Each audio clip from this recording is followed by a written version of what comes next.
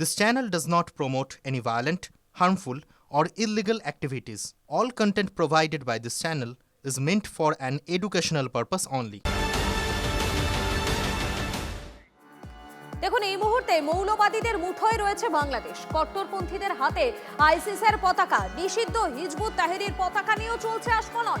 মুক্তমনাদের কোণঠাসার সঙ্গে ভারত বিদ্বেষের পালে হাওয়া তোলার চেষ্টায় কসুর করছে না ওপারের জঙ্গিরা। আর এই আবহেই মেঘালয় সীমান্তে বাংলাদেশি জঙ্গি সন্দেহে 2 জন জঙ্গিকে নিকেশ। কাশ্মীরের মতো বাংলাদেশ সীমান্তেও কি জঙ্গি উস্কানির ডেরা তৈরির চেষ্টা চলছে?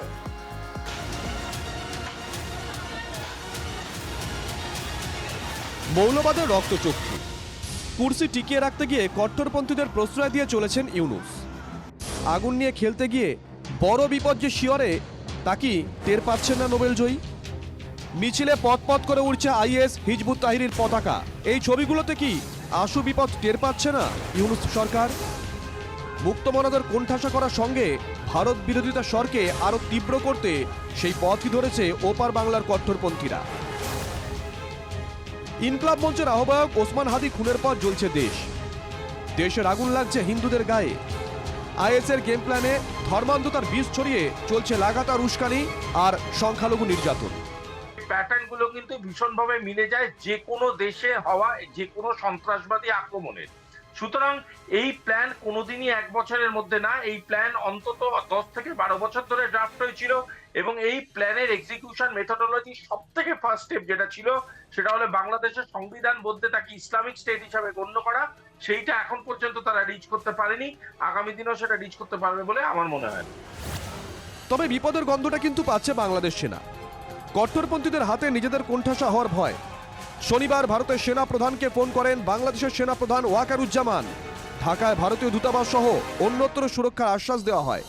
মৌলবাদের রমরমায় নিজেদের বিপদ বুঝেই কি ভারতের আস্থা অর্জনের চেষ্টা ওপারের সেনাবাহিনীর? বাংলাদেশে সামরিক ব্যবস্থা নেওয়ার ক্ষেত্রে সেটা ভারত সরকারের বিষয়, আমার বক্তব্য নয়, কিন্তু এখানকার বর্ডারে থাকা বিএসএফই যথেষ্ট, এর জন্য সেনা প্রধানকে লাগবে না। ওপার বাংলায় যখন জঙ্গিরা মাথাচাড়া দিচ্ছে তখন সতর্কতা ভারতের সীমান্তে। মেঘালয় সীমান্তে বাংলাদেশি জঙ্গি সন্দেহে 2 জনকে নিকাশ করেছে বিএসএফ।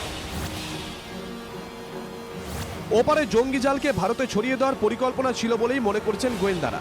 কাশ্মীরের মতো বাংলাদেশ সীমান্তে জঙ্গি উস্কানির ডেরা গড়ার চেষ্টা। ইউনূসের আশীর্বাদে কট্টরপন্থীদের রংবাজি চলছে। ভারত বিরোধিতার মদতের সঙ্গে চলছে পায়ে পা লাগিয়ে ঝগড়ার চেষ্টাও। সীমান্তের কাছে তুরস্কের ড্রোন উড়িয়েছে ঢাকা। শাহবাজের সঙ্গে ইউনূসের মাখামাখির পরই ড্রোন পায় বাংলাদেশ। ইউনূসের সেই চক্রান্তের জাল শুরুতেই গুটিয়ে দিয়েছে Bharat. Bureau report, TV9 Bangla.